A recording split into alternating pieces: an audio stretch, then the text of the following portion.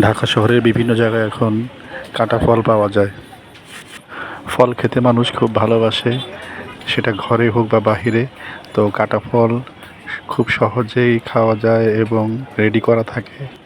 ইদানিং রাস্তাঘাটে দেখা যায় যে আনারস এবং পেঁপে খুব বেশি কেটে কেটে বিক্রি করে। এগুলো ছেলানোর সমস্যা, আর সহজে কাটা ফল পাওয়া যায় বলে মানুষ কাটা ফলের প্রতি আগ্রহ বেশি। প্রতি পিস আনারসের কাটা প্লেটের দাম হচ্ছে মাত্র 20 টাকা, আর পেঁপে হচ্ছে 30 টাকা। যখন যেখানে মানুষ সুবিধা মতো পায় সেখান থেকেই এই কাটা ফলগুলো খেয়ে নেয়।